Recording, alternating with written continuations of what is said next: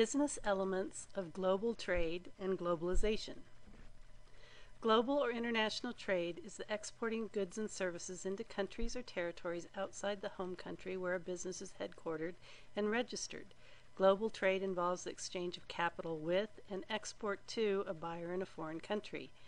The increasing practice of global trade has led to a worldwide phenomenon called globalization, which is the integration of diverse cultures, politics, societies, industries, and economies through trade, transportation, and communication for the purpose of international trade.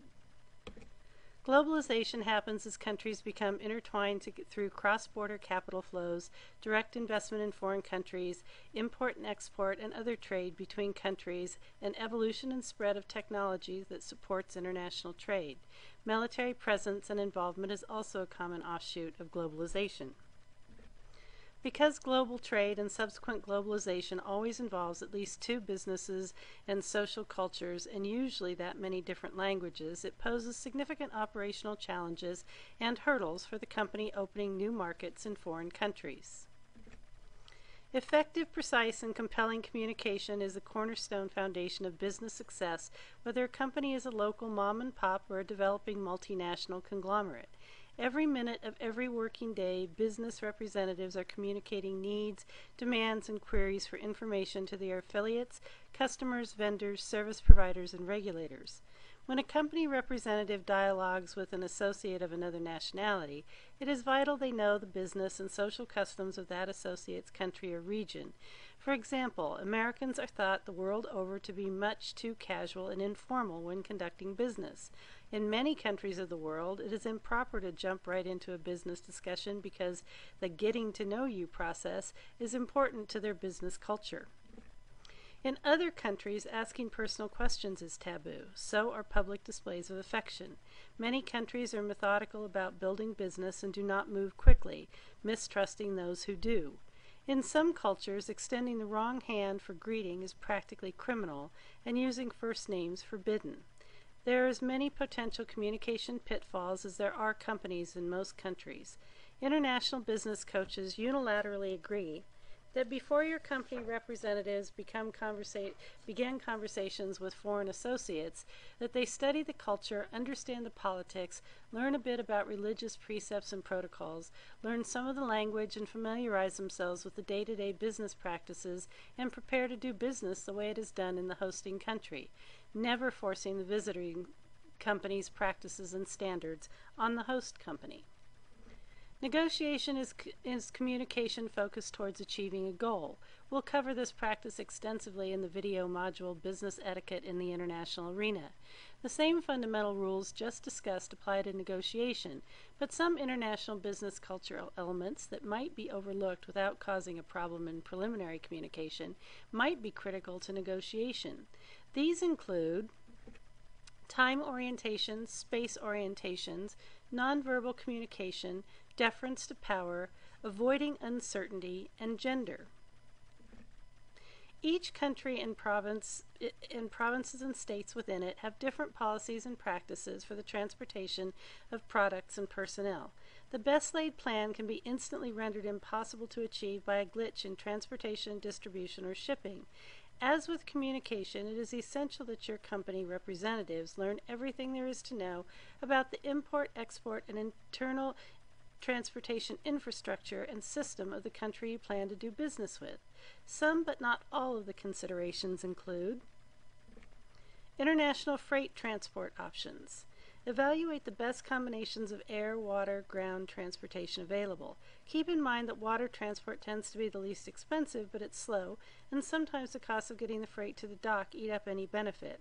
Air transport is typically efficient, but expensive for large and heavy loads. Ground transportation is more likely to be affected by political unrest, weather problems, and other challenges, but is more generally available and affordable, and sometimes very difficult to track. Customs. Some countries are notorious for holding freight in customs for extended periods, and others are very efficient but subject to addressing emergency situations that may arise, economic changes, political uprising, drug trade issues, etc. So it's advisable to have one or more customs brokers in your destination country who know you and your foreign associates, and to research and anticipate any events that might interfere with your export-import process. Documentation. International trade documentation is extensive and critical to your success.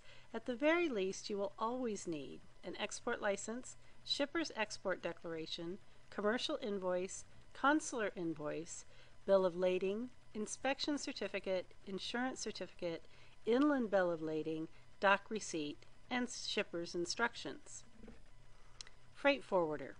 Once your shipment has arrived at its destination and cleared customs, you will need a freight forwarder whose responsibility is to make sure your goods reach their destinations within the country you've shipped to.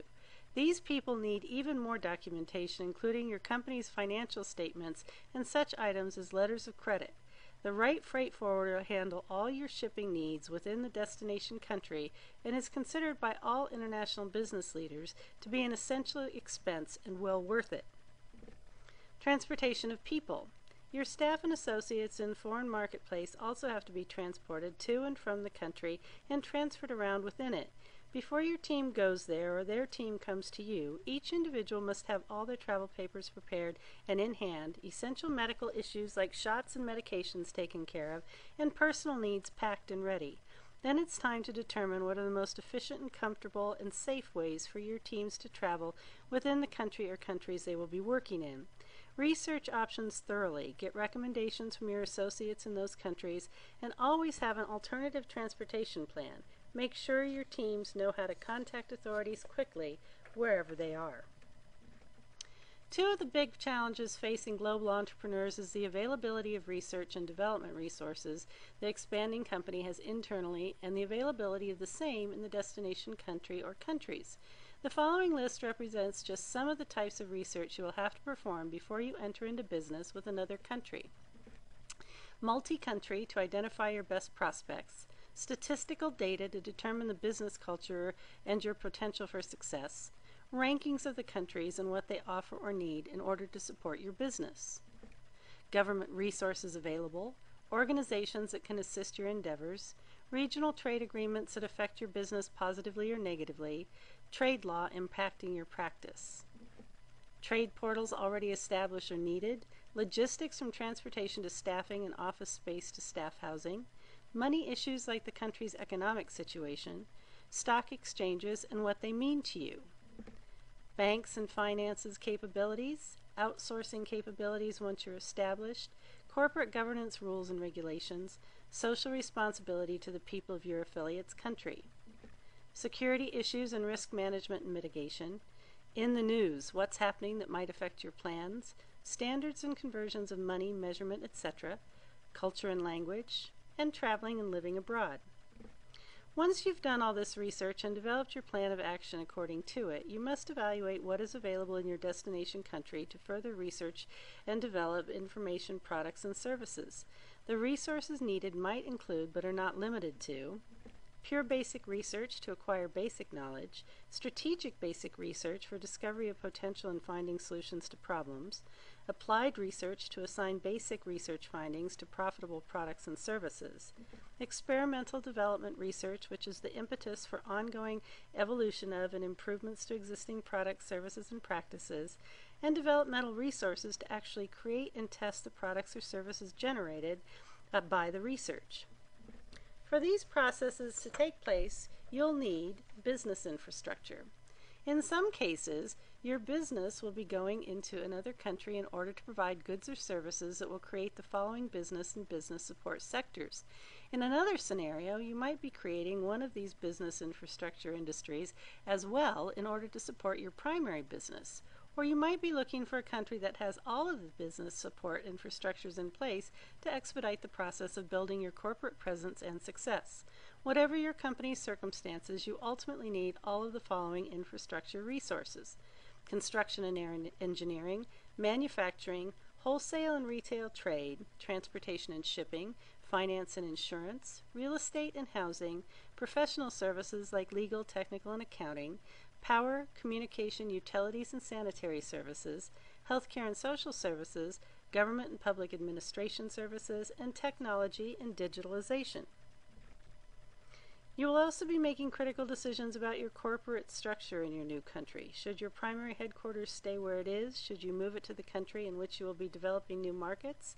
Will a branch office suffice in this new country, or will you need many of them? Will most of your staff in the new country be transferred from your headquarters country, or will you staff up with new hires from the new country? Once you've answered these questions, there are more. How much office space do you need? Storage space? Meeting space? Do you plan to buy or lease? Can you even buy property in the new country at all? On a micro but critical level, you have to determine how much power you need.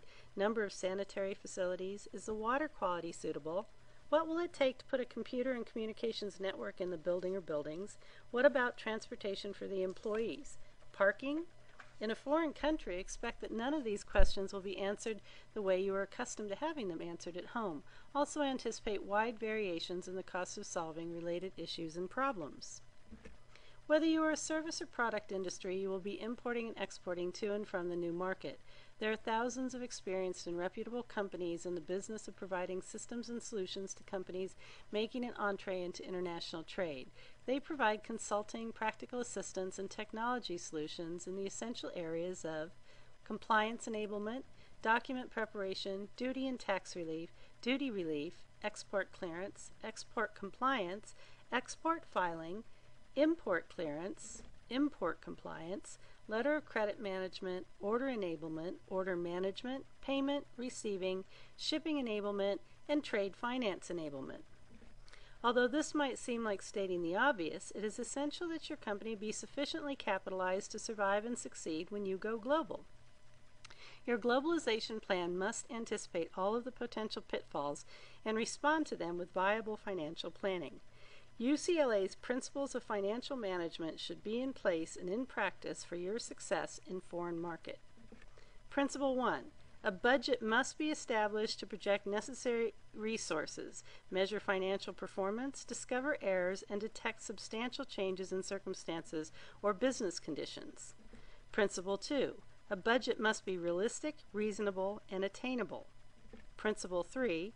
A budget must be based on a clear identification of the budget's purpose, a comprehensive assessment of financial needs, and a plan to increase resources or modify goals and objectives. Principle 4. Actual financial results must be regularly compared to detect changes in circumstances, discover errors, measure performance, avoid unnecessary costs, keep expenses reasonable, and support transactions adequately. Principle 5. When actual financial results vary significantly from the budget, a cause must be determined, actively evaluated, and corrective action taken. Principle 6. Units must operate within their budget. Where expenditures exceed budget, justification for such excesses must be provided. Additionally, units must develop a formal plan to eliminate deficits generated. Principle 7. All expenditures must comply with all corporate policies, rules, and regulations. Principle 8. Each activity must be evaluated based on the financial consequences before started, changed, or eliminated. Principle 9. Each action must be based on the premise that anticipated benefits are greater than the costs for any planned or ongoing activities. Principle 10. Each action or activity must have adequate safeguards built in to protect against the loss or unauthorized use of corporate assets. A trade agreement is a trade, tax, and tariff pact between countries that guarantees investments. These agreements can work in your favor or against you. Trade agreements may be multinational or between two or more states or provinces within a single country. Make sure you are fully familiar with any impact that your country or your new market's country that are in action and how they impact your business before entering the market or markets. And that completes business elements of global trade and globalization. Thank you.